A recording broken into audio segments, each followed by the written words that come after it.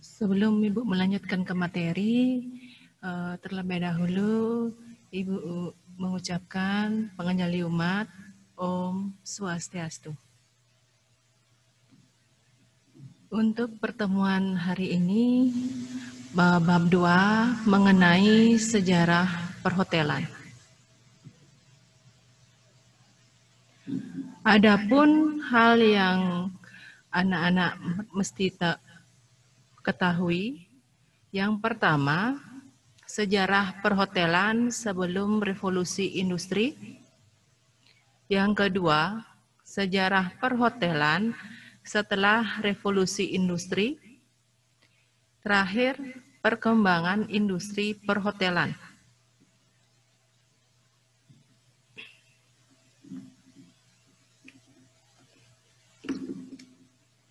Yang pertama, Ibu akan menjelaskan mengenai sejarah perhotelan sebelum revolusi industri.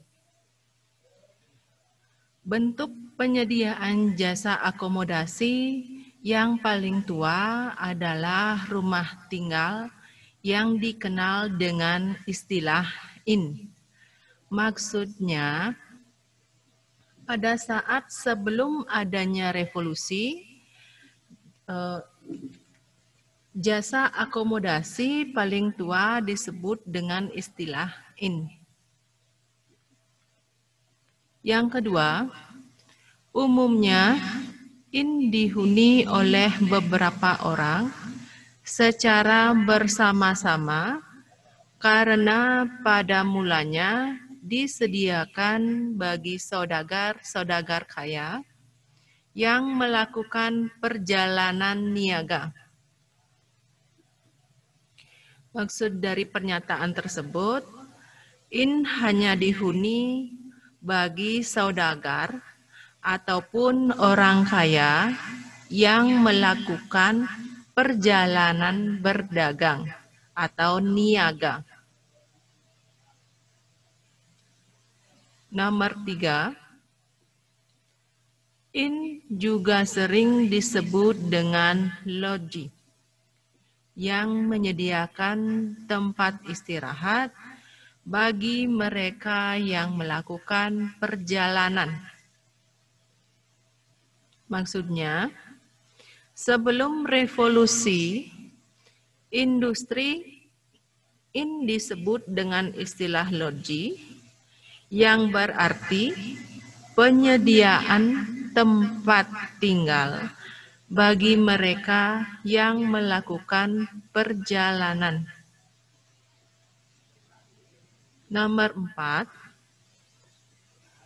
pada masa Romawi, hotel pertama kali dikenal dengan istilah mansiones, yang artinya flat antar mansion satu dengan mansion lainnya berjarak puluhan kilometer yang disediakan untuk kegiatan perdagangan, ziarah, dan kepentingan militer.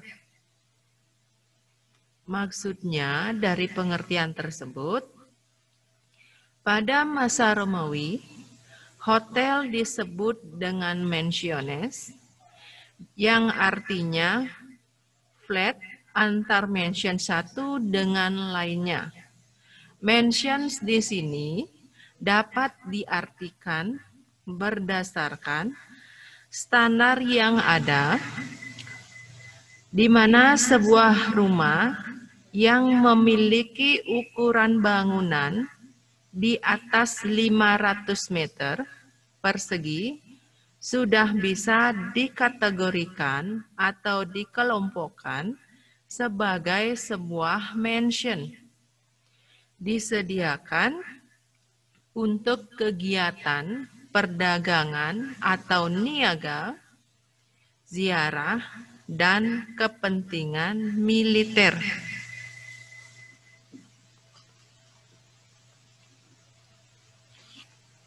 Sampun, udah?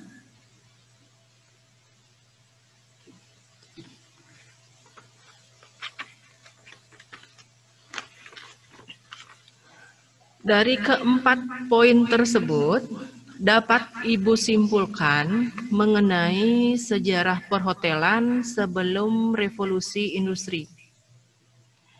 Jasa akomodasi yang paling tua disebut dengan istilah inn dan disediakan bagi saudagar-saudagar kaya yang melakukan perjalanan niaga atau berdagang, dan disebut inn dengan loji yang berarti penyediaan tempat istirahat bagi yang melakukan perjalanan beserta pada masa Romawi hotel disebut dengan istilah mansion yang disediakan untuk kegiatan perdagangan, ziarah, dan kepentingan militer. Itu sudah Ibu jelaskan kesimpulan dari 4 item sejarah perhotelan sebelum revolusi industri. Sudah? Bisa Ibu lanjutkan? Bisa?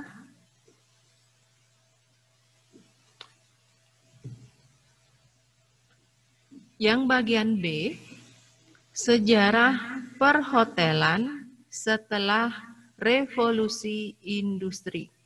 Yang tadi sebelum dan sekarang Ibu jelaskan mengenai setelah revolusi industri. Untuk poin yang pertama, perkembangan sektor akomodasi mengalami perubahan yang ditandai dengan adanya revolusi industri pada tahun 1750 hingga 1790 yang menciptakan angkutan kereta api dan kapal laut.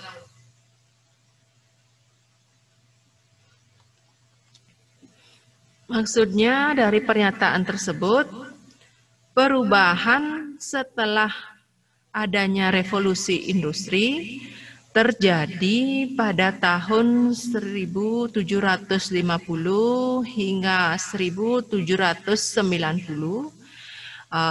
Itu selama 40 tahun sampai terciptanya angkutan kereta api dan kapal laut. Nomor 2, revolusi industri telah mendorong dibangunnya tempat-tempat menginap sederhana yang berdekatan dengan stasiun-stasiun kereta api atau pelabuhan yang bertujuan menyediakan akomodasi bagi orang-orang yang berdagang. Maksud dari pernyataan tersebut, setelah adanya revolusi, ada perubahan mengenai pembangunan tempat penginapan yang sederhana, yang lokasinya berdekatan dengan stasiun kereta api dan pelabuhan dengan tujuan penyediaan akomodasi bagi orang yang berdagang atau berniaga.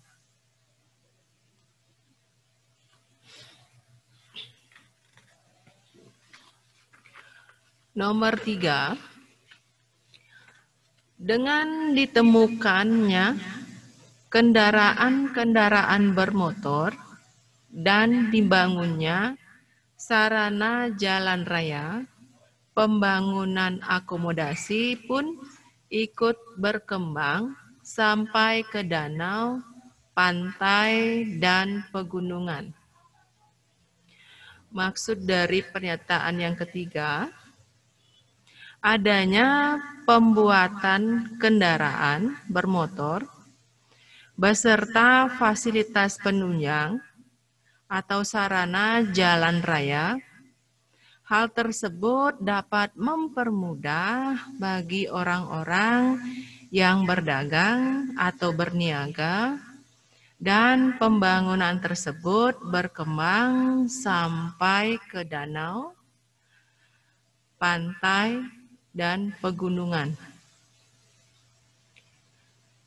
Untuk yang danau, pantai, pegunungan, di sana disediakan penginapan, perdagangan seperti arsop, makanan untuk bagi para pengunjung yang datang.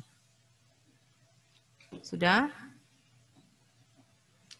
Dari ketiga tersebut, dalam sejarah hotel setelah revolusi industri dapat Ibu simpulkan, sektor akomodasi mengalami perubahan pada tahun 1750 hingga 1790.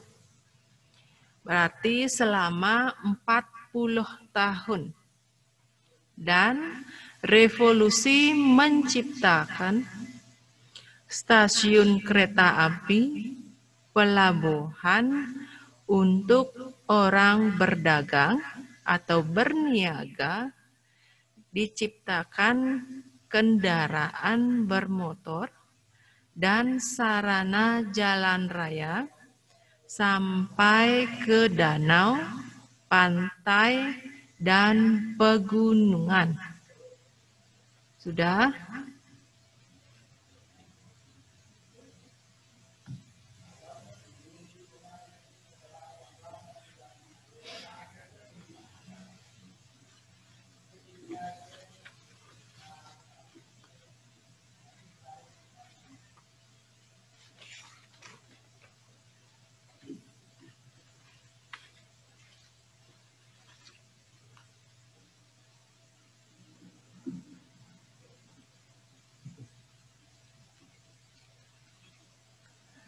Yang bagian C, perkembangan industri perhotelan.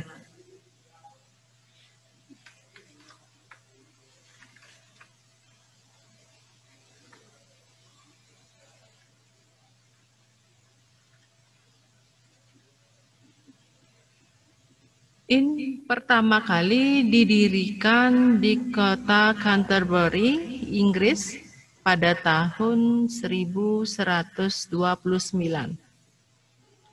Sedangkan di Amerika Serikat, ini tertua dibangun pada tahun 1607.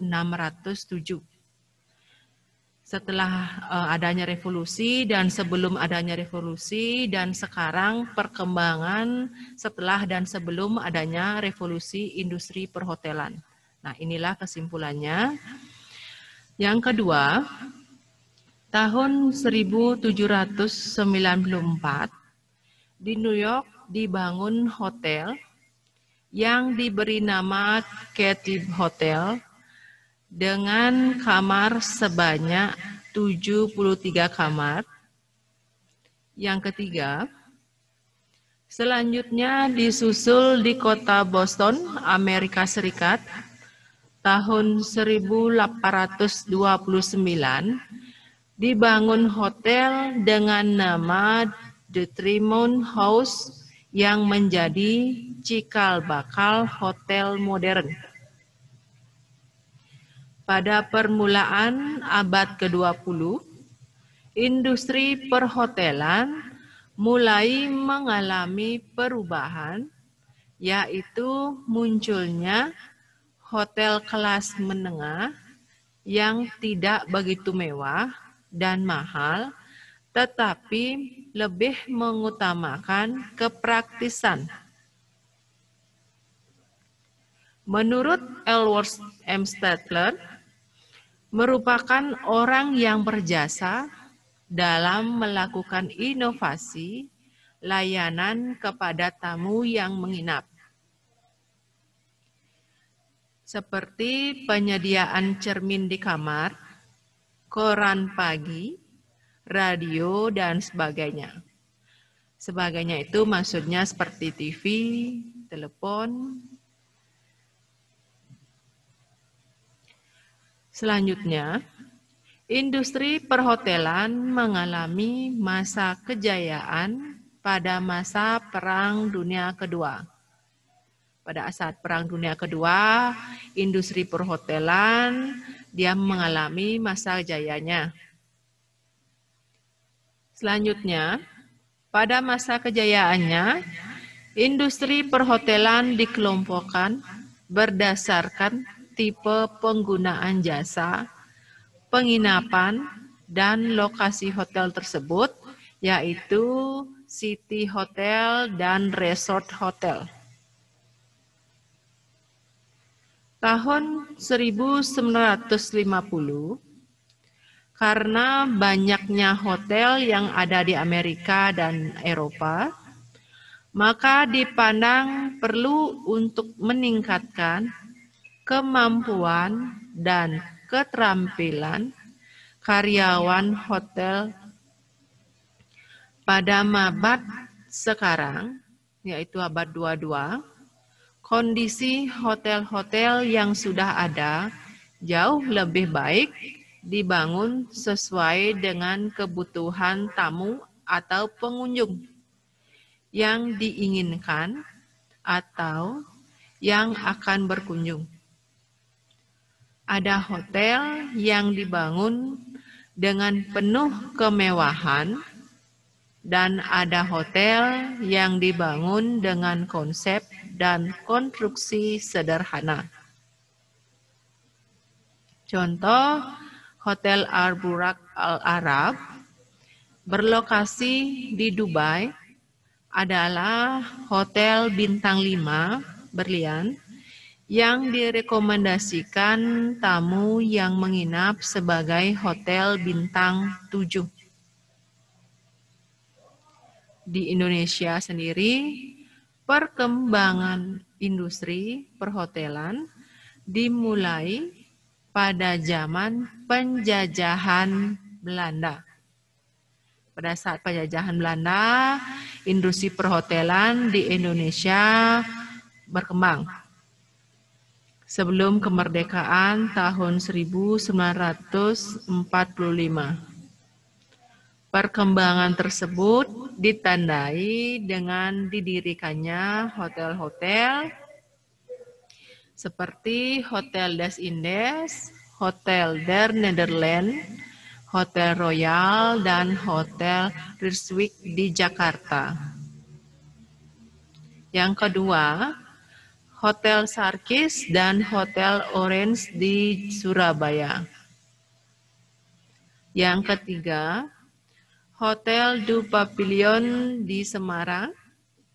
4. Palace Hotel di Malang. 5. Slayer Hotel di Solo. 6. Grand Hotel atau Hotel Garuda di Yogyakarta. 7. Hotel Savoy Homin, Hotel Prianger, dan Pension Van Hengel di Bandung. 8. Hotel Salak di Bogor. 9. Hotel Debur dan Hotel Astoria di Medan. Terakhir, 10. Grand Hotel dan Stad Hotel di Makassar. Itulah hotel yang dibangun ataupun didirikan sebelum kemerdekaan tahun 1945.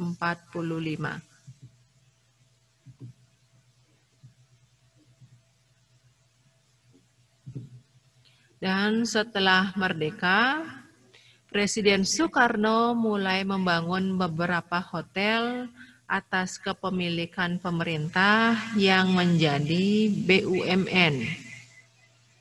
Itu badan usaha milik negara. Hotel tersebut antara lain Hotel Indonesia di Jakarta, Bali Beach di Bali, Samudra Beach Hotel di Yogyakarta.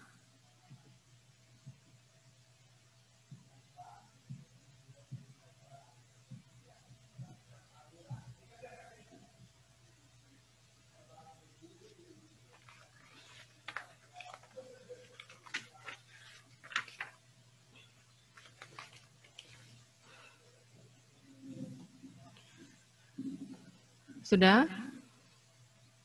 Ada yang ingin ditanyakan?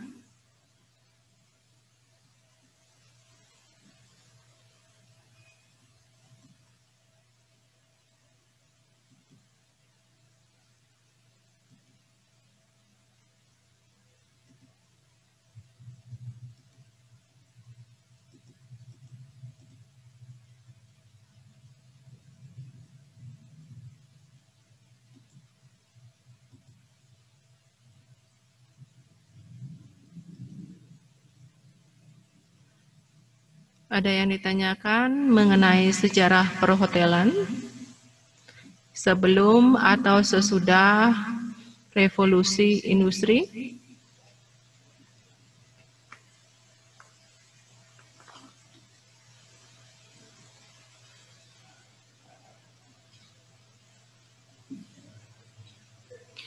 Atau ada yang bisa jelaskan yang telah Ibu tadi jelaskan mengenai poin yang ketiga, yaitu pada masa Romawi Hotel pertama kali dikenal dengan istilah mansiones yang artinya flat antar mansion satu dengan mansion lainnya berjarak puluhan kilometer yang disediakan untuk kegiatan perdagangan, ziarah, dan kepentingan militer.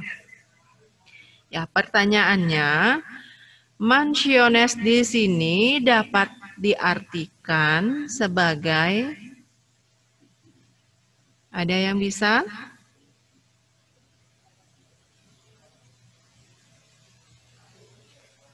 Kadek Sudiaryantini?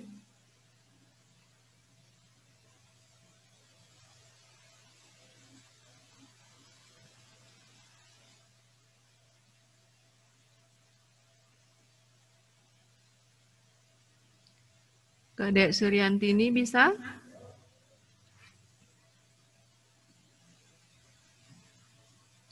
Istilah mansiones dapat diartikan sebagai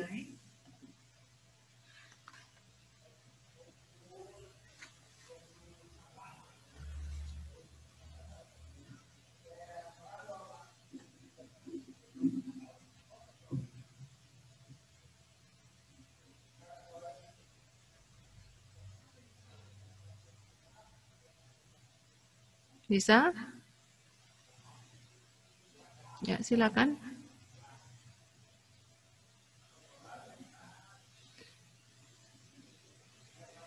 Ketut Sekar, bisa dijelaskan hotel pertama kali didengar dengan istilah mansiones. Mansiones tersebut dapat diartikan sebagai apa? Bisa?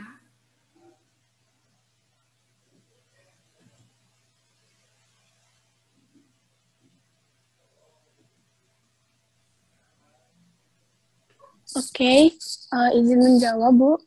Ya. Oke, jadi artinya itu flat antar mansion satu dengan mansion lain yang berjarak puluhan kilometer yang disediakan untuk kegiatan perdagangan, ziarah, dan kepentingan militer. Baik, terima kasih. Iya. Arsini, HP 10.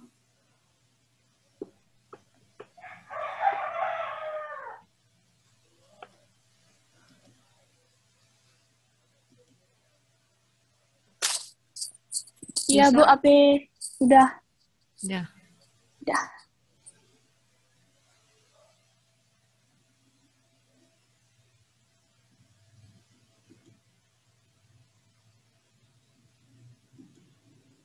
Bisa?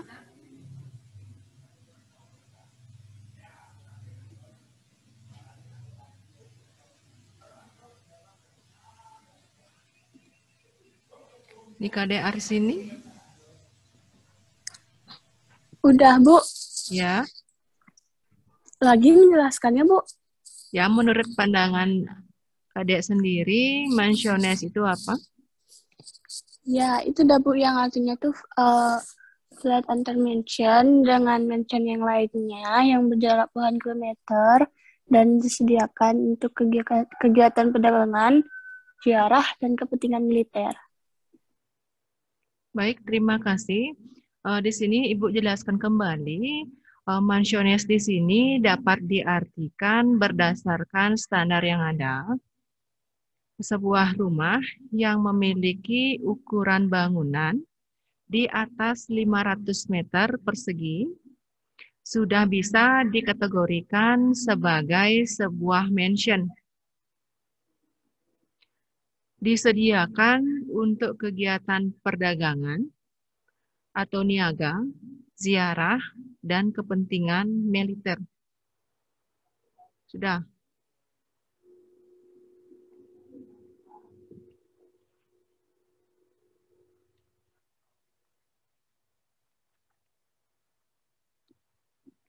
Untuk yang kedua,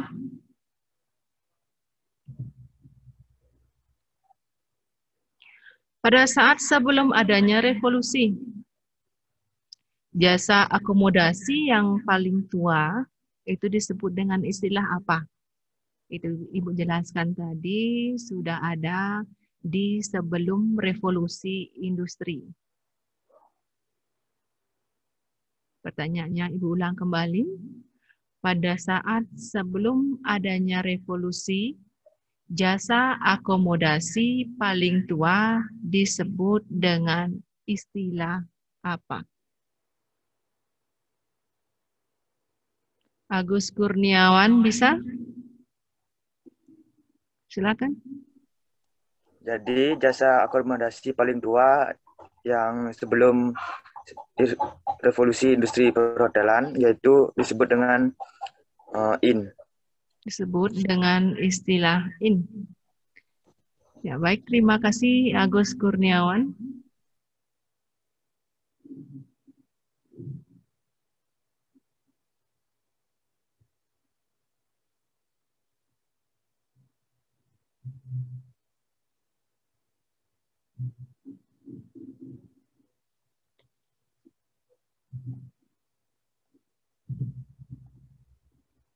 Yang ketiga, untuk perkembangan industri perhotelan, siapa orang yang berjasa melakukan inovasi seperti penyediaan cermin, kamar, telepon, dan radio, dan sebagainya di dalam kamar hotel tersebut?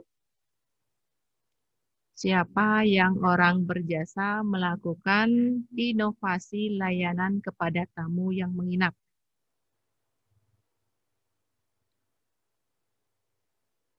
Esi Maharani? Sudah kedengaran, Bu? Sudah.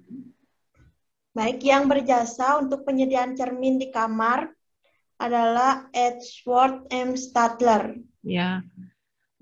Untuk yang berjasa dalam melakukan inovasi layanan kepada tamu yang menginap adalah Ellsworth M. Stadler.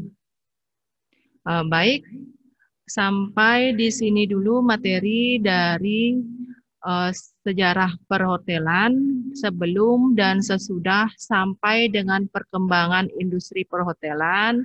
Nanti silakan dipelajari, dipahami materinya, nanti Ibu share, baca e-learning, dan silakan nanti dijawab. Baik, sekian dari pelajaran Ibu. Ibu tutup untuk Parama Santi.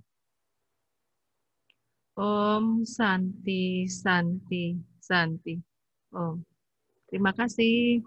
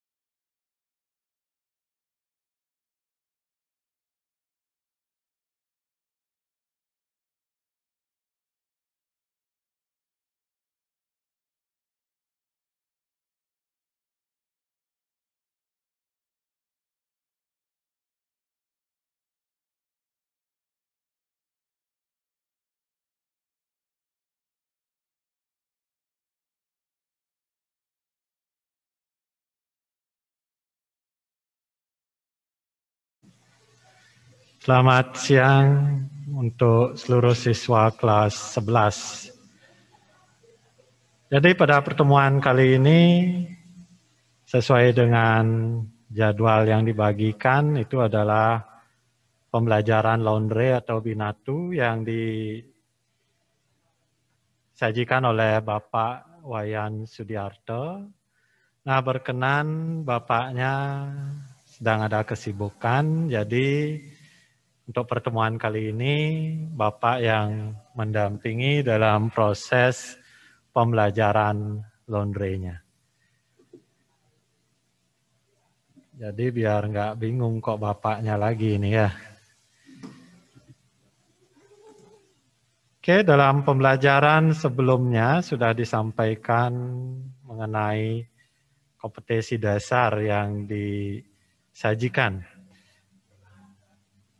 Jadi pembelajaran sebelumnya kalian sudah mempelajari mengenai materi pokok yang diberikan, yaitu adalah ruang lingkup daripada laundry. Jadi di sana kalian memahami mengenai ruang lingkup laundry. Nah, pada pertemuan kali ini, jadi di sini Pak ingin melanjutkan proses pembelajaran tersebut dengan materi pokok, jenis-jenis dan karakteristik peralatan di dalam binatu ataupun laundry-nya. Adapun tujuan pembelajaran yang kita harapkan bisa tercapai, ya, di mana kalian nanti dapat mendeskripsikan jenis-jenis dan karakteristik daripada peralatan yang digunakan di dalam laundry. Selanjutnya, kalian dapat tunjukkan jenis-jenis dan karakteristik peralatan binatu tersebut. Yang mana alatnya, fungsinya apa.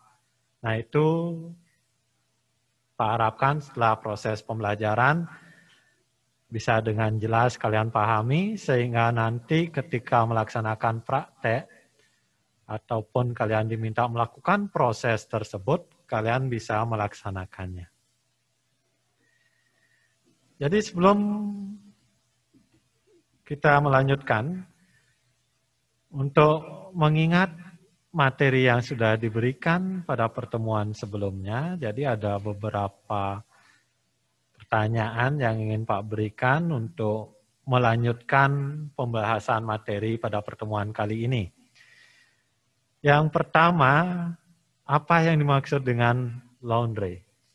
Wih, ini langsung 28 partisipan yang angkat tangan ya. Bagus sekali ini. Esi Maharani, silakan. Esi. Sudah kedengaran, Pak? Sudah, jelas. Silakan. Baik, saya akan menjelaskan apa yang dimaksud dengan laundry. Laundry adalah merupakan salah satu bagian dari Departemen Housekeeping di sebuah hotel yang memberikan pelayanan jasa pencucian, baik pakaian tamu, seragam karyawan, dan serta seluruh linen yang ada di hotel. Okay. Laundry tidak hanya di dalam perhotelan. Laundry section juga telah banyak ditemukan di berbagai daerah. Laundry section juga dirasa sangat membantu pekerjaan ibu rumah tangga atau juga disibukkan dengan wanita karir. Itu aja, Pak. Oke. Jadi tadi sudah disampaikan laundry. Ya, organisasinya bisa dalam bentuk departemen, bisa dalam bentuk section, tergantung besar kecilnya daripada tingkat ataupun struktur organisasi pada perusahaan tersebut. Ya. Oke, lanjut dulu untuk mengingatkan, sudah bagus tadi dari isi APS Melan ya. Kita lanjut untuk pertanyaan yang kedua, apa fungsi laundry section atau departemen bagi suatu hotel? Silakan Komang Tisya. Udah kedengaran, Pak? Sudah. Baik, jadi fungsi laundry section departemen bagi hotel adalah yaitu memberikan layanan jasa pencucian baik pakaian tamu, seragam karyawan, serta seluruh linen yang ada di hotel. Jadi fungsinya tadi disampaikan membantu hotel dalam memberikan pelayanan, baik itu untuk in-house laundry maupun untuk guest house laundry-nya atau guest laundry-nya. Dari Tisya ya, 11 AP9 ini ya. Oke, jadi ada pendapat, Pak gak bisa ambil semua pendapat kalian dulu. Ya, jadi di sini pertanyaan ini Pak jadikan acuan untuk melanjutkan proses pembelajaran kita.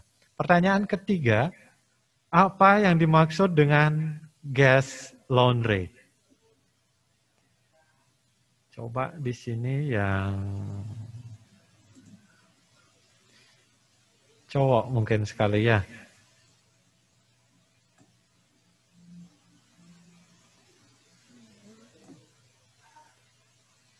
Agus Kurniawan. Silakan Agus Kurniawan.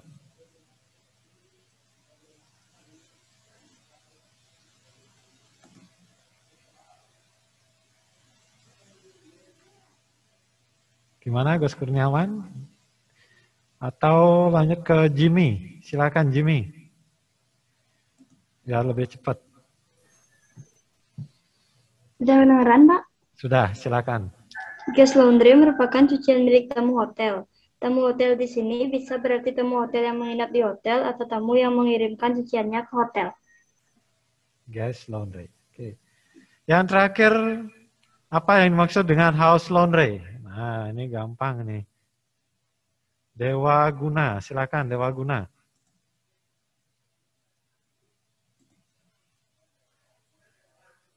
Silakan langsung di mute Dewa Guna.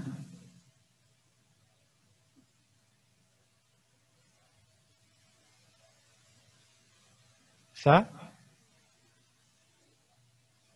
Atau ini tadi Agus Kurniawan, angkat tangan ya, silakan. Agus Kurniawan. Ya.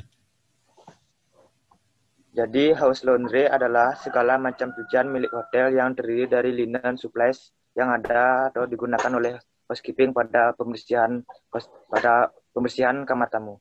Terima kasih, Pak. Agus Kurniawan, AP berapa?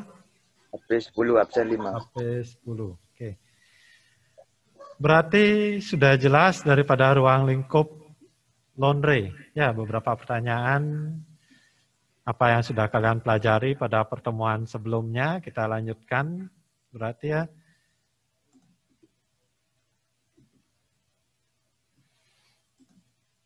Nah, dilihat dari struktur organization yang terdapat di suatu laundry, Pak ambil satu contoh saja. Ya, kita melihat di sini besar kecilnya organisasi tersebut dari struktur yang ditampilkan, di mana dalam struktur ini dia dipimpin oleh seorang laundry manager, di mana di bawahnya ada asisten laundry manager.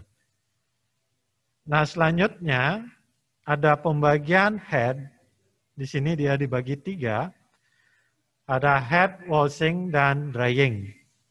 Jadi ini adalah pimpinan yang bertanggung jawab atas penanganan pencucian dan pengeringan dari penanganan laundry tersebut. Di mana di bawahnya dia ada washer and dryer supervisor. Jadi ada supervisor yang mengawasi. Di bawah supervisor baru ada bagian clerk atau staffnya, petugasnya. Ada washer clerk, dryer clerk. Jadi petugas yang bertanggung jawab menangani pencucian, dia disebut dengan washer clerk. Petugas yang bertanggung jawab dalam menangani pengeringan cucian, dia disebut dengan dryer clerk. Nah, selanjutnya, bagian lain, di sini ada head drying and cleaning and valet. Jadi di sini adalah pimpinan yang bertanggung jawab atas penanganan pencucian kering dengan bahan khusus atau solvent, dan juga yang bertanggung jawab terhadap pengamilan, baik itu house laundry maupun gas laundry-nya. Jadi di bawahnya dibagi menjadi 3, ada dry cleaning supervisor, valet supervisor, ada laundry office supervisornya. Nah, di bawahnya ada clerk ataupun petugas khusus yang menangani pada bidangnya, petugas yang menangani pencucian khusus karena ada beberapa bahan cucian yang tidak bisa dicuci secara normal ataupun istilahnya pada umumnya pencucian biasa.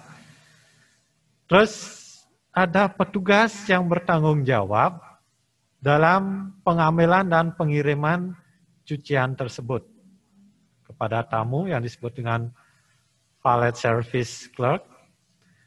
Selanjutnya ada petugas yang bertanggung jawab dalam proses sorter marker, pemilah-milahan dan juga memberi tanda pada cucian. Bagian selanjutnya ada yang bertanggung jawab terhadap proses penyetrikaan, ya.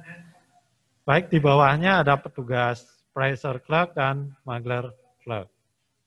Nah, ini salah satu contoh struktur organisasi yang terdapat di laundry, ya.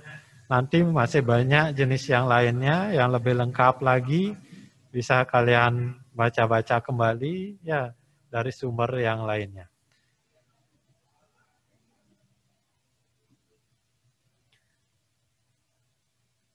Nah, selanjutnya kita akan mempelajari proses penanganan di dalam laundry. Bagaimana sih proses penanganan di dalam laundry? Kurang lebih kalian bisa memperhatikan circle penanganan laundry yang terjadi pada umumnya. Jadi seperti ini. Yang pertama, kalian bisa memperhatikan ada proses collecting. Ini adalah proses pengumpulan, pengamilan, apapun istilah lainnya, ya. Laundry yang akan ditangani, baik itu house laundry maupun gas laundry-nya. Jadi yang menangani collecting house laundry, petugasnya di hotel biasanya disebut dengan istilah linen runner. Terus yang menangani collecting gas laundry-nya dia disebut dengan valet.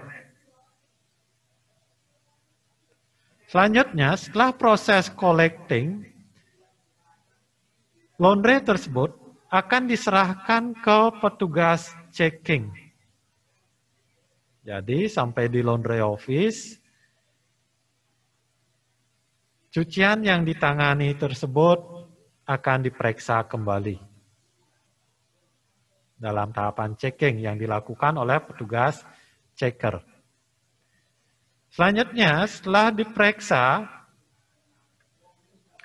itu akan diserahkan ke bagian marking atau proses marking.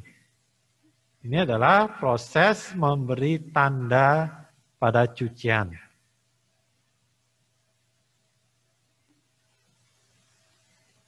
Proses ini petugasnya disebut dengan marker clerk.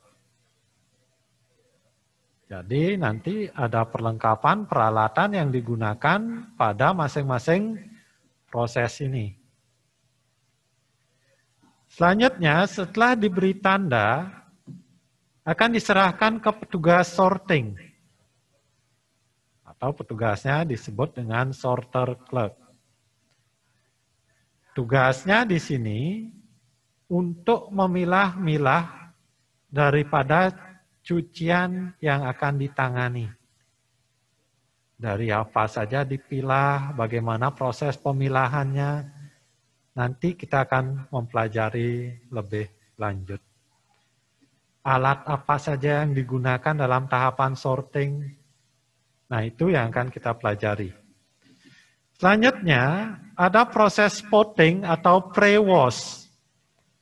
Spotting ini adalah proses menghilangkan noda-noda membandel, stain pada cucian yang akan ditangani.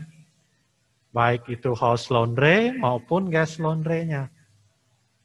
Misalnya house laundry, pada housekeeping linen, spesifiknya room, itu ada sheet.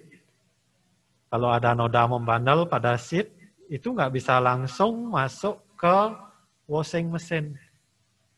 Jadi dia akan ada tahapan stain removal ataupun dalam tahapan spotting atau pre-wash-nya.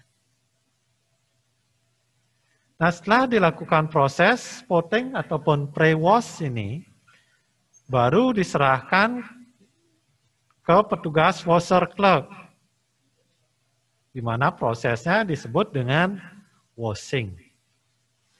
Apa saja alat yang digunakan dalam tahapan washing? Itu yang nanti kita akan pelajari. Sehingga nanti kalian ketika menggunakan peralatannya, kalian udah paham, oh ini alatnya. Setelah proses washing, dilanjutkan jika penanganan cucian tersebut meminta ataupun ke dalam tahapan proses pengeringan, dia disebut dengan drying. Seperti tadi, petugasnya disebut dengan dryer clerk. Setelah cucian tersebut kering, baru diserahkan ke tahapan dalam proses pressing. Proses perapian cucian atau penyetrikaan. Di mana petugasnya yang disebut dengan pressure clerk. Setelah rapi, cucian tersebut akan dilakukan proses finishing, penyelesaiannya. Ini biasanya pada umumnya kalau guest laundry itu tergantung request daripada tamu. Finishing teknik yang diinginkan oleh tamu. Dia mau on fold, dia mau stretched, dia mau on hanger, dia mau dikemas, dilipat saja atau mau digantung. Nanti ini proses finishingnya. Termasuk nanti langsung ke dalam proses administrationnya, penyelesaian perhitungan biaya. Nah, baru dikembalikan ke tahapan delivering, ya, dikembalikan ke session masing-masing atau ke tamu masing-masing, ya. Nah, ini proses penanganan laundry circle-nya. Nah, melihat daripada circle penanganan di dalam laundry ini, sehingga bisa kita ambil dalam materi pokok yang kita pelajari, yaitu memahami jenis-jenis peralatan di dalam laundry. Kita akan ambil satu persatu sesuai dengan proses yang dilakukan.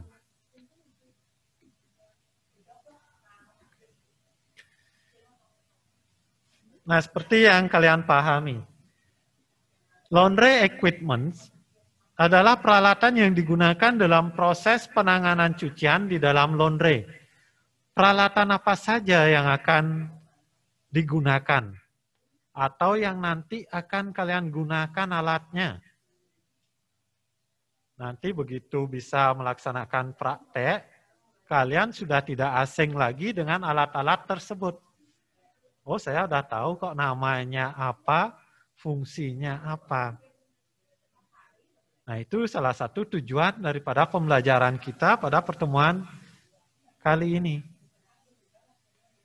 Laundry equipment dilihat dari tenaga utama yang digunakan dapat dibedakan menjadi dua, yaitu laundry mechanical equipment atau makinalnya, dan yang kedua laundry manual equipment.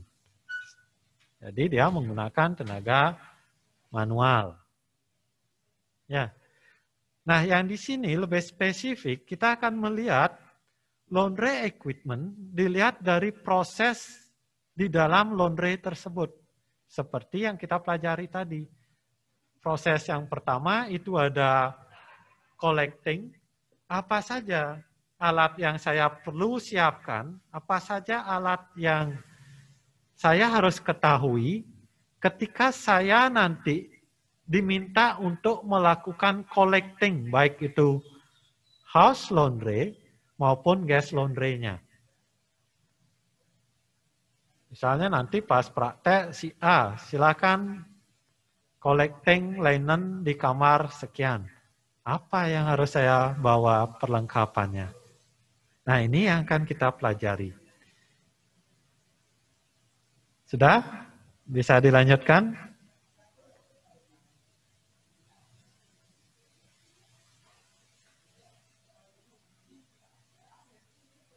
Oke, Pak lanjutkan dulu ya, berkenan waktu di sini singkat sekali.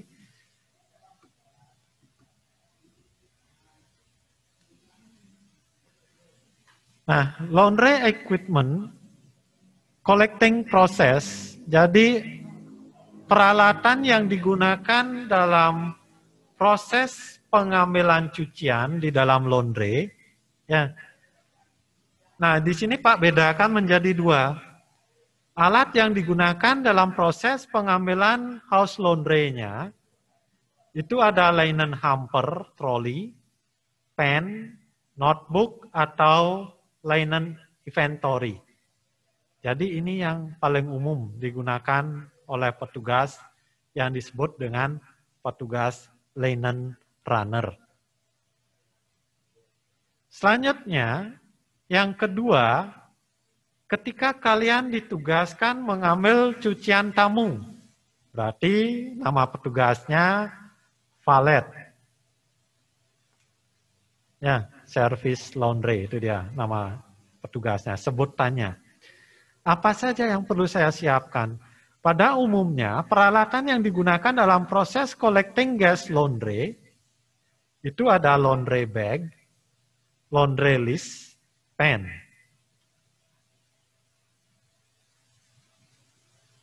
Oke, kita perhatikan lebih detail kembali mengenai laundry equipment collecting process.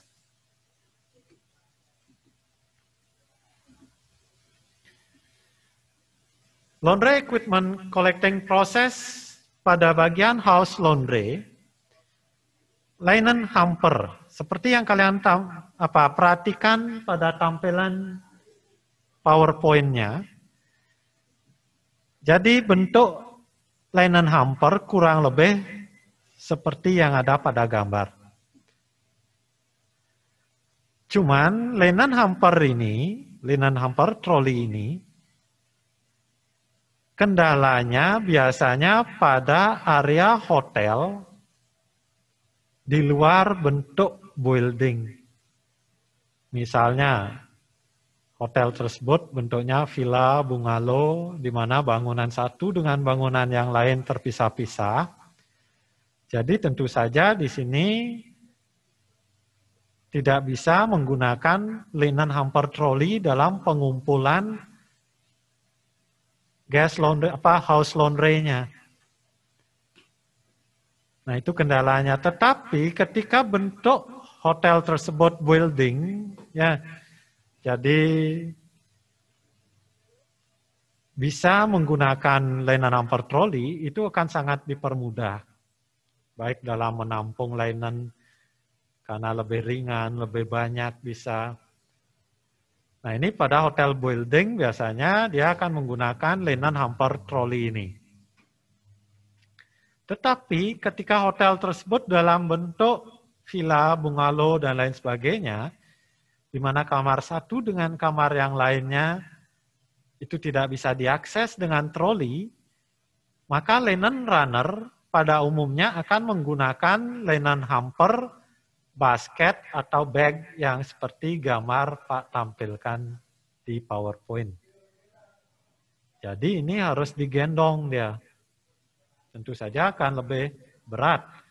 Daya tampungnya juga tentu saja sesuai dengan kemampuan kita memikul daripada house laundry tersebut, cuciannya. Apalagi kamar-kamarnya ada posisinya di pinggir-pinggir jurang seperti itu. Sesuai seperti yang sering ada di daerah Ubud ini. Ya. Nah, itu perbedaan penggunaan linen hamper trolley dengan linen hamper basket atau bag-nya. Nah, selanjutnya,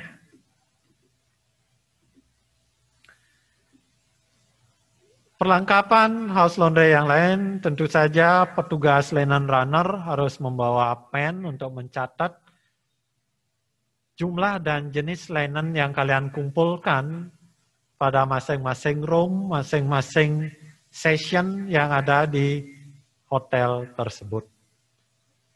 Nah, selanjutnya kalian bisa mencatat jumlah daripada linen ataupun house laundry tersebut ke dalam inventory of linen atau linen inventory form. Tetapi biasanya kalau pada hotel kecil dia tidak memiliki form tersebut, kalian bisa membawa satu notebook kecil untuk mencatat, oh di session 1 berapa kalian dapat lena, jenis lenanya apa saja. Misalnya untuk di FB service, linen apa aja yang kalian dapatkan, jenis lenanya berapa, apa jumlahnya berapa, itu kita perlu catat datanya. Nah, itu perlengkapan yang pada umumnya digunakan dalam proses collecting house laundry yang digunakan oleh linen runner.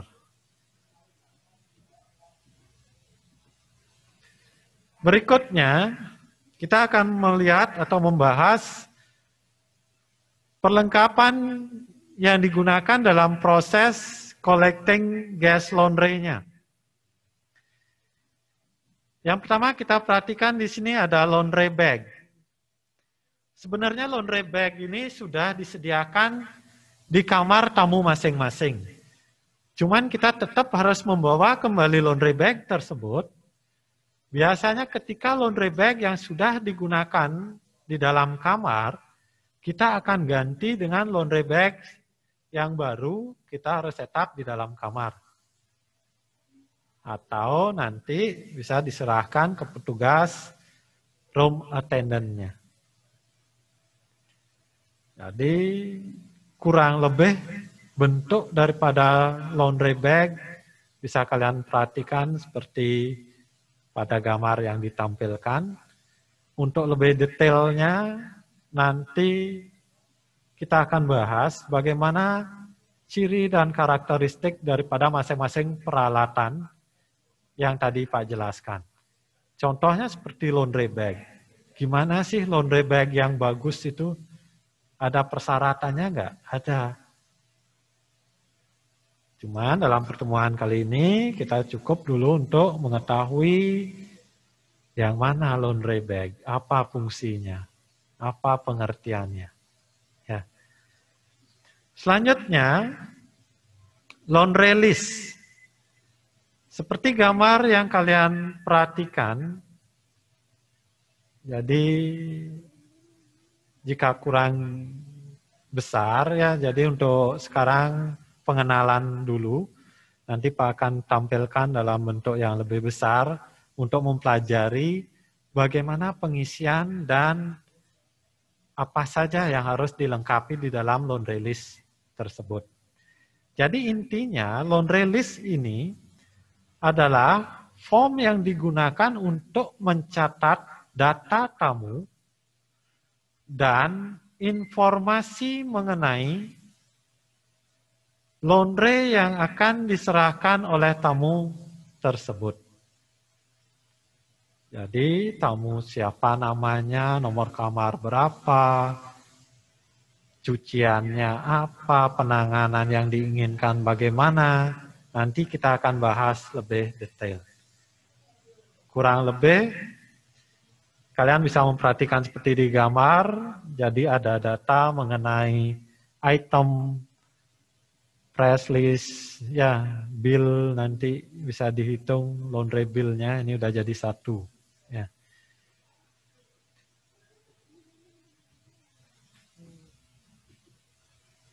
Selanjutnya, dalam penanganan gas laundry, jika bentuk hotel tersebut building, itu bisa dibantu dengan valet laundry trolley.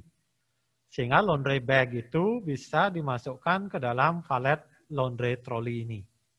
Sehingga kalian bisa membawa atau melakukan proses collecting lebih banyak. Nah, seperti itu, valet laundry trolley ini. Nah, selanjutnya ada bentuk daripada troli yang berbeda, valet laundry trolley chart yang kedua. Di sini dia ada bagian hangernya. Jadi ada gantungannya. Biasanya ini digunakan ketika pengembalian pakaian tamu yang sudah selesai diproses. Jadi tamunya jika ada request on hanger, supaya misalnya shirt-nya digantung, supaya tidak kusut lagi, jadi ada bentuk daripada troli seperti di gambar. Berikutnya tentu saja petugas harus membawa pensil ya, untuk mencatat informasi yang didapatkan. Nah, itu perlengkapan peralatan yang digunakan dalam proses collecting di dalam laundry. Baik itu collecting house laundry maupun collecting gas laundry-nya. Oke, untuk pertemuan kali ini, berkenaan waktu, sebagai penutup, pertanyaan pertama, silakan siapa yang bisa langsung angkat tangannya. Apa yang dimaksud dengan laundry equipment for collecting process? Silakan Astiti Utari.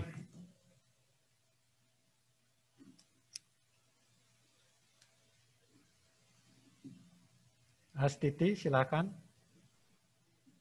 Udah kedengaran, Pak? Sudah. Udah kedengaran, Pak? Sudah, silakan. Silakan Astiti.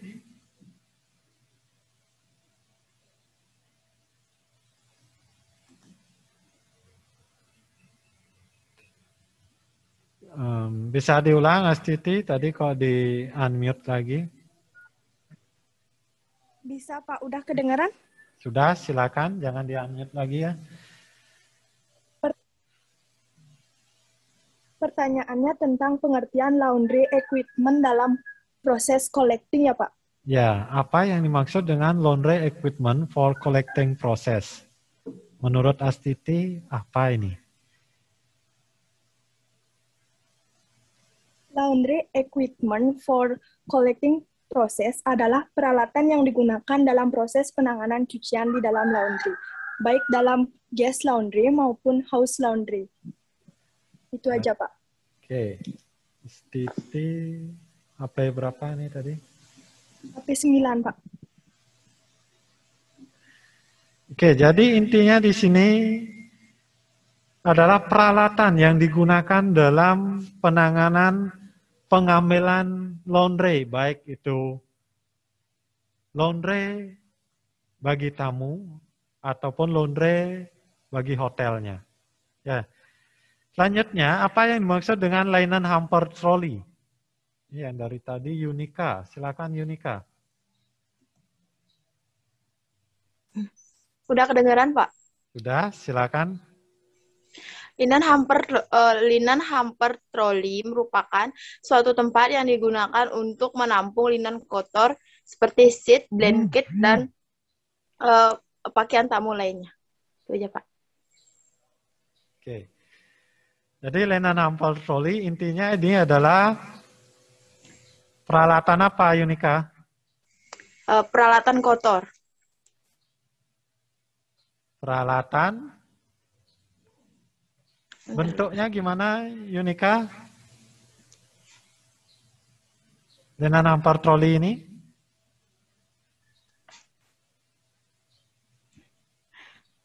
Linen hamper trolley merupakan suatu tempat yang digunakan untuk menampung linen kotor gitu, Pak. Oke, jadi untuk tempat menampung linen kotornya udah bisa. Coba selanjutnya Nikadek, silakan. Ya, silakan. Yang nomor berapa Pak sekarang? Nomor 2, yang pendapat nomor 2. yang berbeda Lanjutin. dengan temannya. Linen hamper trolley. Menurut saya itu kereta dorong yang digunakan untuk menampung linen kotor. Itu aja, Pak. Kereta dorong. Ya, jadi intinya linen hamper trolley ini adalah kereta dorong dalam bentuk kantong lena yang digunakan untuk menampung lena kotor. Ya, itu dia. HP berapa?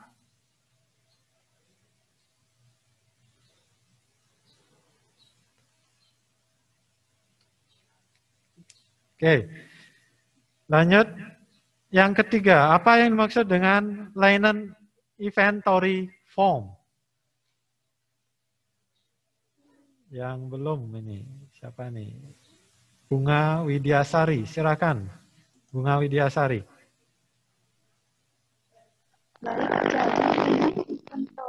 Memastikan atau perhitungan terhadap jumlah linen yang sedang beredar. Oke, linen inventory form. Di sini adalah formulir yang digunakan untuk mencatat linen-linen ya yang dikumpulkan oleh petugas linen runner, itu intinya ya. Terus pertanyaan terakhir sebagai penutup, laundry list. Vivi Mita, silakan.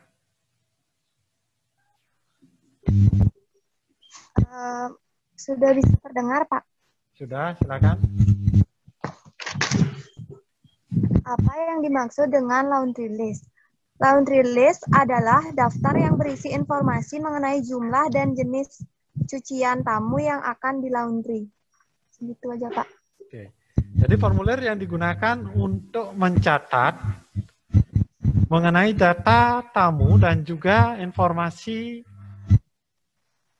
penanganan laundry yang akan dilakukan oleh tamu tersebut. Jadi seperti itu intinya ya. Jadi udah bagus sekali. Jadi hampir Pak perhatikan keaktifan dalam menjawab. Sudah bagus ya. Jadi untuk pertemuan kali ini berkenan waktu sudah selesai. Jadi Pak tutup dulu pertemuan kali ini dengan Pramosanti. Om Santi Santi Santi.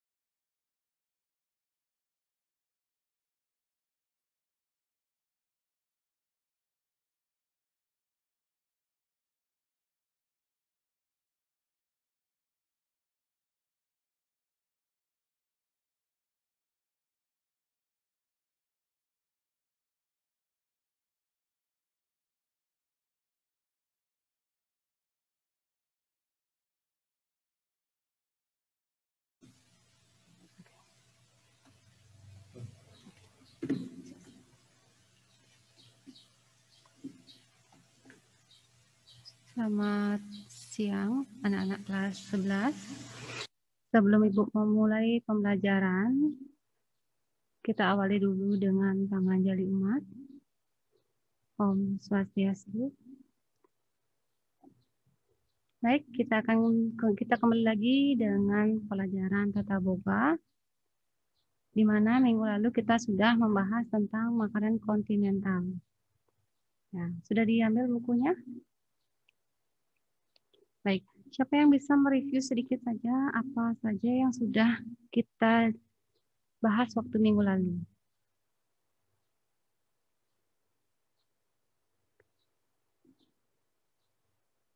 Oke, Widya Sari. Silakan Widya Sari.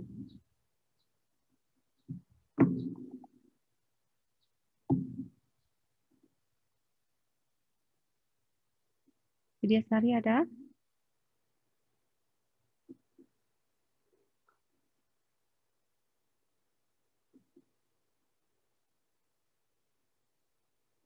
Oke, jika tidak, Ibu akan ganti. Ada yang bisa menjelaskan satu orang saja? Utari, AP9. Udah kedengaran, Bu? Udah. Jadi saya akan mereview kembali tentang materi minggu lalu. Yang pertama tentang pengertian makanan kontinental. Oke. Yaitu makanan yang berasal dari negara Eropa, Amerika, dan Australia. Salah satu ciri-cirinya yaitu Eropa Barat, selera makanannya sama, bumbu yang sering dipakai adalah merica dan garam. Eropa Timur, seperti Yunani, bumbu masakannya yaitu menggunakan rempah-rempah. Eropa Selatan, contohnya Italia dengan bumbu dari pala, lada, kayu manis. Giliran hidangan kontinental terdiri dari dua, yaitu klasik dan modern. Hidangan menu klasik seperti hidangan pembuka dingin, sup, hidangan pembuka panas, hidangan ikan, light point, hidangan penyela panas, hidangan penyela dingin, sorbet, hidangan yang dipanggang, hidangan sayuran, sweet cool, savory, dan dessert. Yang terakhir, giliran hidangan menu modern. Menu modern terdiri dari tiga, yaitu appetizer, main course, dan dessert. Itu aja, Bu. Oke, baik. Terima kasih, Utari. Nah, hari ini Ibu akan menjelaskan, berarti waktu ini terakhir sampai mana ya? Kita membahas tentang ala carte menu ya. Baik, nah di sini ala carte menu yang sudah kita bahas waktu minggu lalu, di mana ala carte menu itu adalah susunan menu dengan masing-masing harganya pada setiap hidangan. Nah, di sini sudah terlihat contoh dari ala carte menu. Bisa kalian lihat di slide pada laptop kalian atau pada layar HP kalian. Kemudian adapun karakteristik dari ala carte menu, yang pertama itu harus menentukan daftar makanan yang lengkap. Kemudian memberi peluang pada konsumen untuk memilih makanan yang disukai. Kemudian ada setiap masing-masing makanan harus diberi harga terpisah. Kemudian makanan akan dimasak jika konsumen memesan makanan tersebut. Nah, di sini ada contoh dari menu ala carte. Di sini ada sup, kemudian ada appetizer. Di sini nanti kalian bisa memilih, umpamanya kalian mencari appetizer Caesar salad dengan harga 60. Kemudian sup. Nah, supnya misalkan sup rawon iga 110. Nah, jadi nanti kalian membayarnya dengan harga item yang kalian pilih saja. Apa yang kalian pilih jenis makanannya itu saja yang kalian bayar. Beda nanti dengan table dot menu. Jika table dot menu, nah ini contoh dari table dot menu. di mana table menu itu adalah susunan menu dengan harga keseluruhan. Jadi dalam suatu menu, nah seperti ini contohnya. Contoh menu itu dari appetizer ada batagor, kemudian sup ada sup jagung, pada main course itu terdapat nasi putih, gurame asam bakar, oseng-oseng buncis, sambal baja, kemudian dessertnya di sini ada puding apple. Dengan keseluruhan harga di sini pada table.menu adalah seharga 300.000. Nah, seperti yang kita sudah bahas minggu lalu, jika kalian hanya memesan hanya main course saja, tetap kalian membayarnya 300.000. Seperti itu. Nah, karakteristik dari table.menu itu adalah susunan hidangan lengkap dengan satu harga tertentu. Kemudian konsumen tidak punya peluang untuk memilih hidangan yang diinginkan. Kemudian konsumen hanya bisa memilih satu set menu yang telah ditentukan atau tidak dapat memilih per itemnya.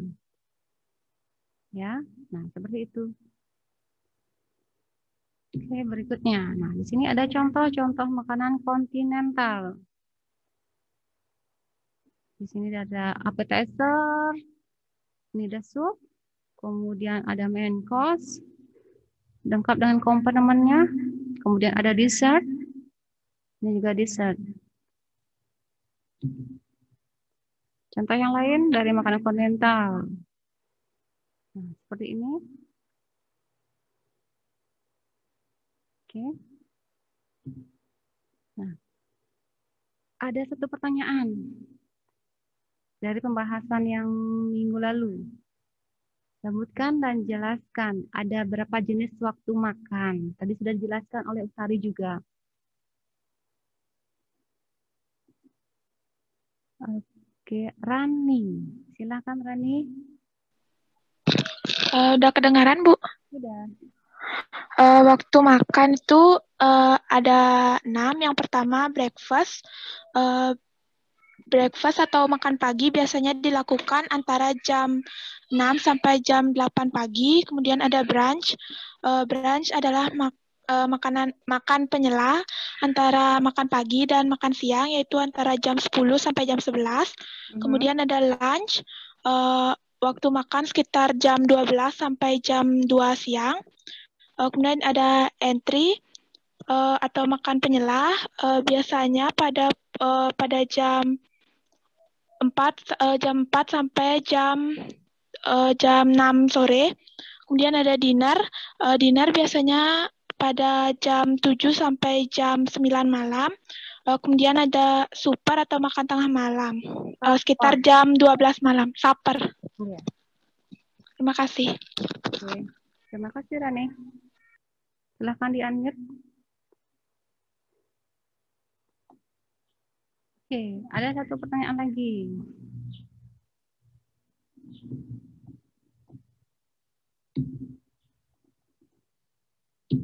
Nah, di sini coba sebutkan dan jelaskan jenis menu kontinental dan Amerika. Siapa yang bisa? Jenis menu kontinental dan Amerika. Vivi. Silahkan Vivi.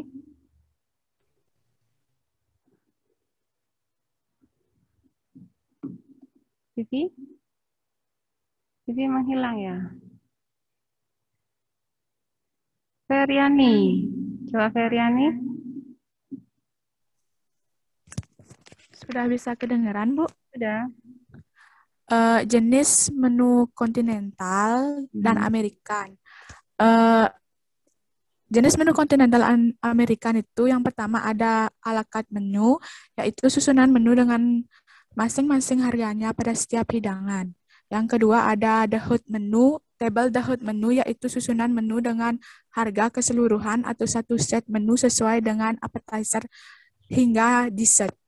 Contoh makanan kontinental. Yaitu ada shrimp avocado cocktail sauce, asparagus with corn soup, steak with the demi-glace saus mashed potato, tiramisu atau Italia. Itu aja Bu, terima kasih. Oke, terima kasih Teh Riani. Ada yang mau mencoba lagi? Widyasari. Coba Widyasari jelaskan dengan menu yang berbeda, contohnya.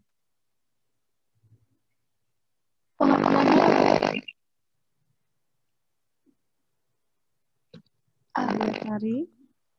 Ya, jenis menu kontinental dan Amerika.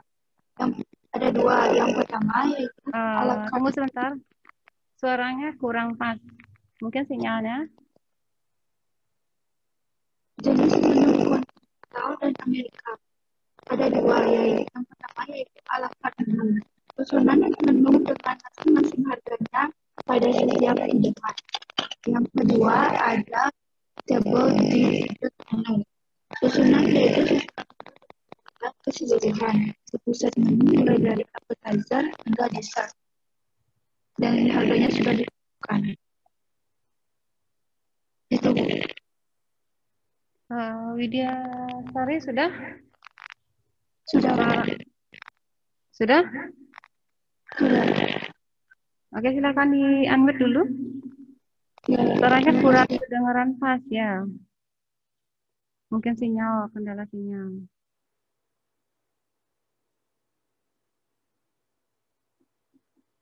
Oke. Ada yang ingin ditanyakan untuk makanan kontinental yang sudah kita jelaskan waktu minggu lalu?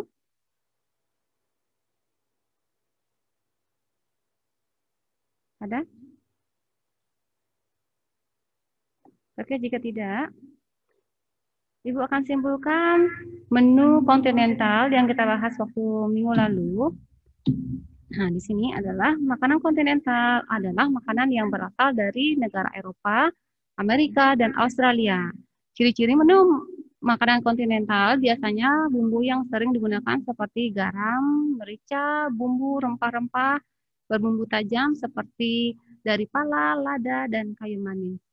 Kemudian giliran hidangan kontinental terdiri dari dua, yaitu giliran hidangan menu klasik yang terdiri dari 13 giliran, dan giliran hidangan menu modern. Jadi hidangan menu modern dibedakan menjadi dua, yaitu menu 3 giliran dan menu 5 giliran. Berikutnya waktu makan diklasifikasikan menjadi 6, yaitu ada breakfast, brunch, lunch, entry, kemudian ada dinner, dan terakhir ada supper. Berikutnya, jenis menu kontinental dan Amerika dibedakan menjadi dua, yaitu ada à la carte menu dan table d'hôte menu. Kemudian à la carte menu adalah susunan menu dengan masing-masing harganya pada setiap hidangan. Kemudian table d'hôte menu adalah susunan menu dengan harga keseluruhan. Ada yang ingin bertanya sebelum Ibu lanjutkan materi berikutnya? Untuk materi hidangan makanan kontinental, Ibu cukupkan sampai di sini. Apakah ada pertanyaan?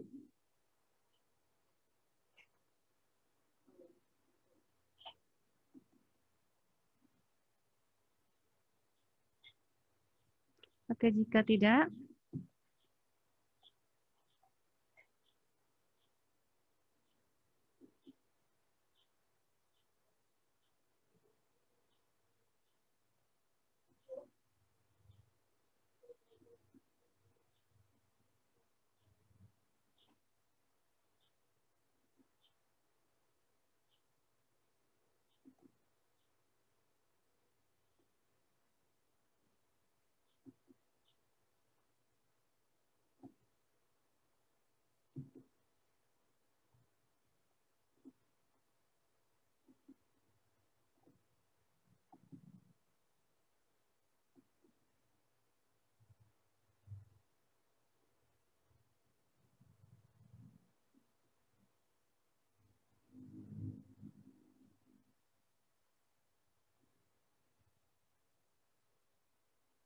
baik, anak-anak kelas 11, apakah sudah melihat di layar HP-nya?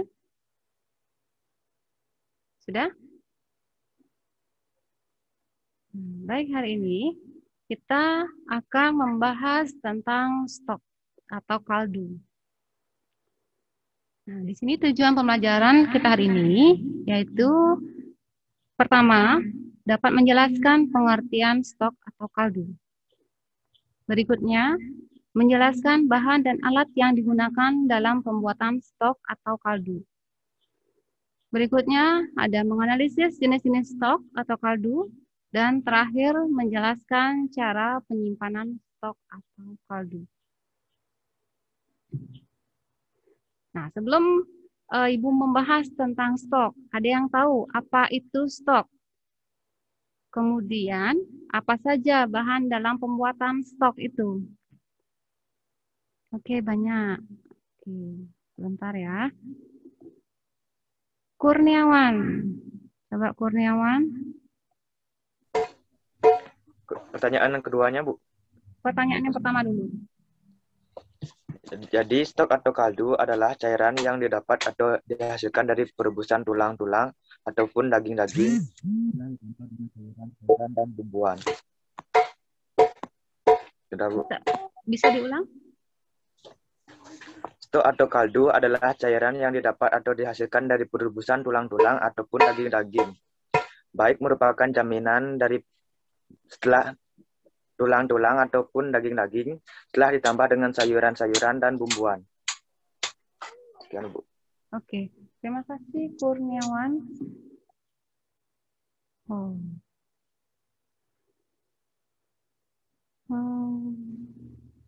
Wiguna, coba jawab nomor 2. Apa saja bahan dalam pembuatan stok? Ya, Bu. Kedengaran, Bu? Ya, kedengaran. Bahan-bahan yang digunakan untuk pembuatan stok. Ada 3 komponen bahan yang saling melengkapi dalam pembuatan stok, yaitu tulang dan daging, bahan penyedap, dan udara. Udah, Bu? Dan apa terakhir? Udara. Udara. Yakin? Ya, Bu. Apa ketawa? Gak yakin, Bu. Oke, terima kasih Wiguna. Silakan di-unmute.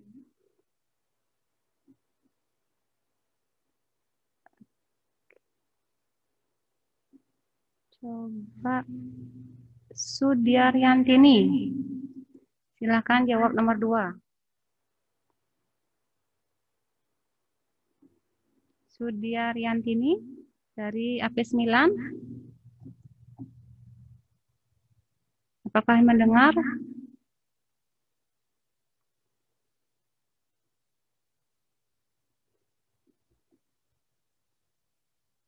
Oke, kalau tidak, Maesa dari AP1. Coba.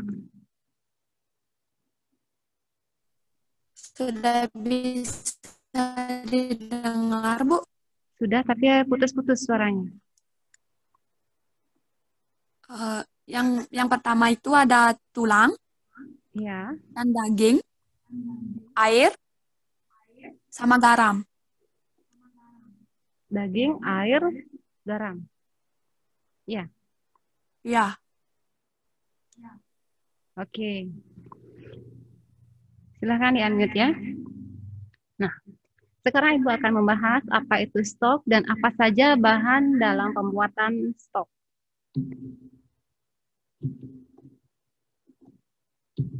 Nah, di sini pengertian dari stok atau kaldu adalah cairan yang dihasilkan dari rebusan daging atau tulang, ditambah dengan sayuran dan bumbu-bumbu dengan panas yang sedang, sehingga zat ekstrak yang terdapat di dalamnya larut dalam cairan tersebut. Ya, itu disebut dengan stok. Kemudian, bahan dalam pembuatan stok itu terdiri dari ada tulang atau daging, kemudian ada sayuran, kemudian ada seasoning.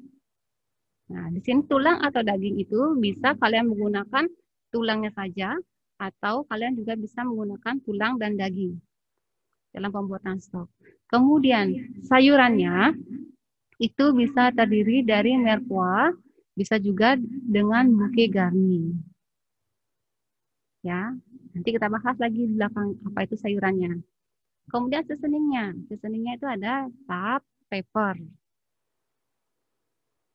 Dan satu lagi, dalam pembuatan stok bahan utamanya ada lagi satu, yaitu air atau water.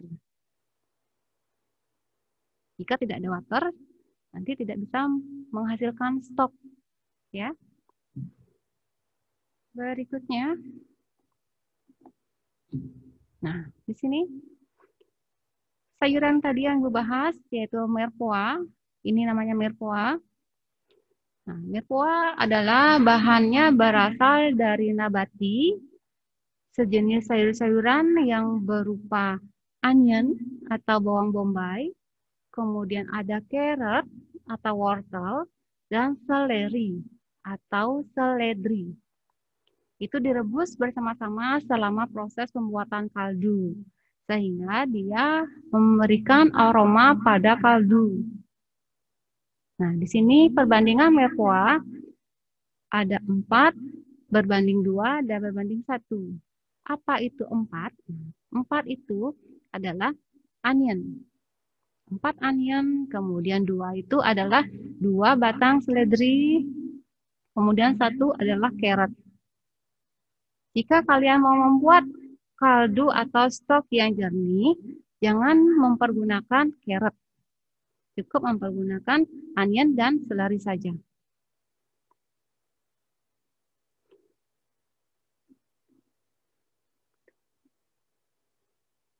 Sorry, pencet ya. Nah, berikutnya ada bouquet garni. Bouquet garni itu juga sama sebagai penambah aroma, penambah rasa dalam pembuatan kaldu. Nah, bouquet garni ini bahan pemberi aroma merupakan bumbu yang diikat. Bumbu yang diikat yang terdiri dari leek. Leek itu daun pre. Kemudian ada lada hitam. Bisa juga disebut dengan black pepper. Buyang butiran. Kemudian diisi thyme. Diisi bay leaf, kemudian diikat menjadi satu. Nah, seperti ini. Di dalamnya terdapat lada hitam atau black pepper corn, black pepper bijian, kemudian ada thyme, bay leaf, ini herb ini. Kemudian itu diikat menjadi satu, direbus bersama dengan stok atau kaldu yang kita buat. Kemudian ditambah mungkin ada onion kita tambahkan, kemudian carrot, ya. Di sini alat-alat yang digunakan untuk membuat stok. Nah, yang pertama ada stock pot, itu alat untuk merebus stoknya. Kemudian roasting pan. Roasting pan ini adalah alat untuk memanggang tulang dan sayuran. Kemudian nomor 3 ada chopping board atau chopping block. Ini alat untuk memotong tulang yang besar di sini. Kemudian bone knife ini adalah pisau untuk memotong tulang. Kemudian ada vegetable knife, ini pisau untuk memotong vegetable. Kemudian ada conical strainer, ini adalah saringan jika sudah selesai membuat stok.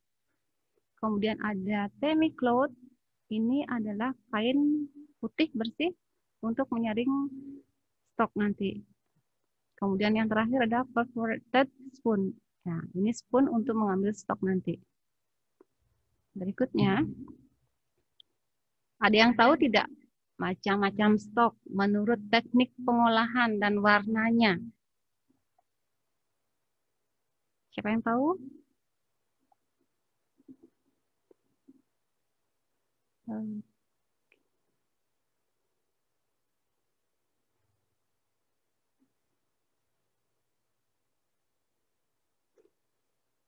Saras Nataliani.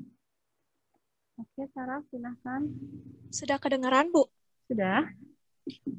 Penggolongan stok atau kaldu berdasarkan warnanya itu dibagi menjadi dua.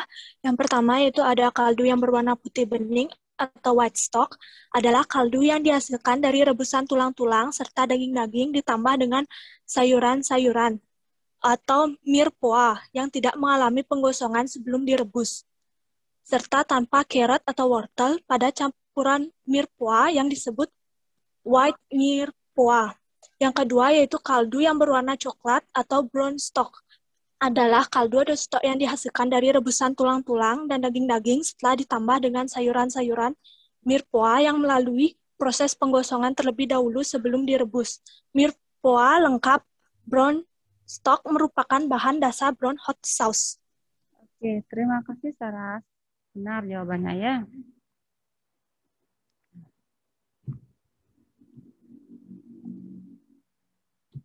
Nah, di sini macam-macam stok atau kaldu digolongkan menurut teknik pengolahan dan warnanya, yaitu ada dua.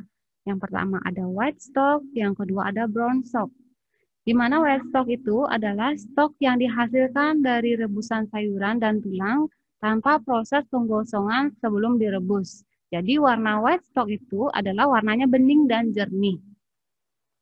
Ya, kalau membuat white stock tidak perlu menggunakan carrot di sini. Nah, hasilnya ya, seperti ini, warnanya bening, jernih. Kemudian berikutnya, brown stock itu stok yang dihasilkan dari rebusan tulang dan sayuran yang sudah digosongkan terlebih dahulu sebelum direbus. Jadi, dalam pembuatan brown stock, sebelum bahan itu direbus, tulang dan sayuran itu digosongkan terlebih dahulu dengan cara di oven bisa. Baru kalian masukkan ke dalam saucepan, kemudian tambahkan air, baru masukkan sayuran yang sudah digosongkan dan tulang atau daging yang sudah digosongkan tadi. Kalian rebus, tambahkan mirepoix dan frigarni. Nah, itu kalian rebus. Kemudian warna dari brown stock itu adalah berwarna coklat. Dia adalah contohnya seperti ini. White stock biasanya digunakan dalam pembuatan sup. Nah, kemudian brown stock itu adalah bahan dasar dalam pembuatan saus panas. Nah, salah satunya adalah demi-glace.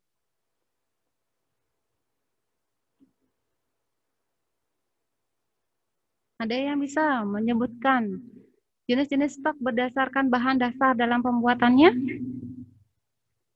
Ada berapa?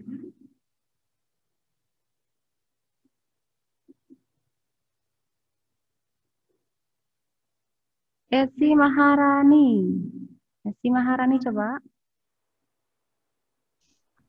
Sudah kedengaran, Bu? Sudah. Menurut saya jenis-jenis stok ada 7. Yang pertama ada beef stock yang dibuat dari tulang sapi. Yang kedua ada veal stock dibuat dari tulang atau daging sapi muda. Yang ketiga ada lamb stock dibuat dari tulang atau daging kambing. Yang keempat ada pork stock dibuat dari tulang daging atau babi. Yang kelima ada fish stock dibuat dari tulang atau daging ikan. Yang terakhir ada chicken stock dibuat dari tulang daging ayam. Itu aja, Bu.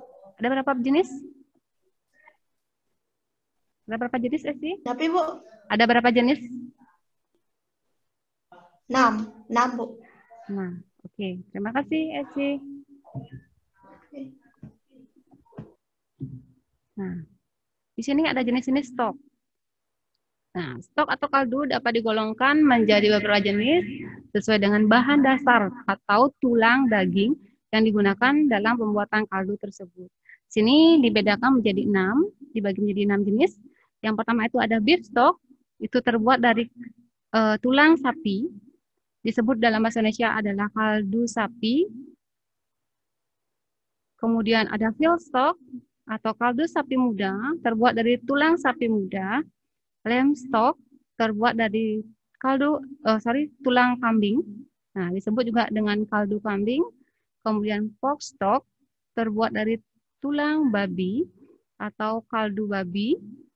Fish stock atau kaldu ikan ini terbuat dari tulang ikan atau kepala ikan. Kemudian chicken stock atau kaldu ayam itu terbuat dari tulang ayam. Bisa juga dari daging ayam. Baik, dari penjelasan yang sudah Ibu jelaskan tadi tentang stok, apakah ada yang kurang jelas? Mengingat waktu kita sudah habis, sebelum Ibu akhiri, apakah ada pertanyaan? Apakah sudah jelas?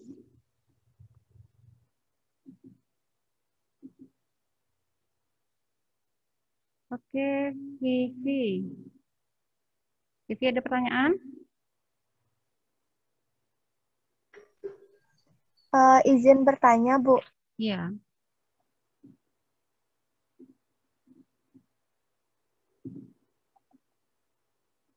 Vivi, suaranya tolong.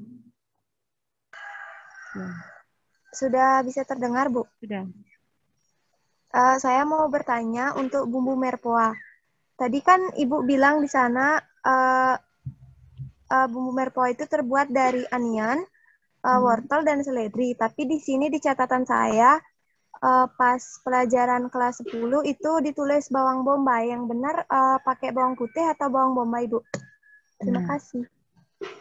Oke, nah di sini ada beberapa teknik. Bahan juga bisa dikombinasikan. Bahan utamanya di sini ada onion atau bawang bombay, kemudian seledri, dan carrot. Nah, tetapi dalam dunia industri ada yang memberi tambahan bahan. Itu bisa ditambahkan garlic, onion, seledri, kemudian ada yang menambahkan hanya menggunakan kulit onion saja, dan seledri bisa. Ya, Vivi bagaimana sudah?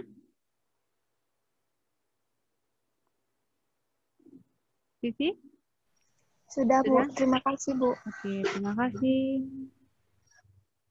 Baik, berhubung waktunya sudah habis, Ibu akan akhiri Zoom kita hari ini, pembelajaran kita hari ini.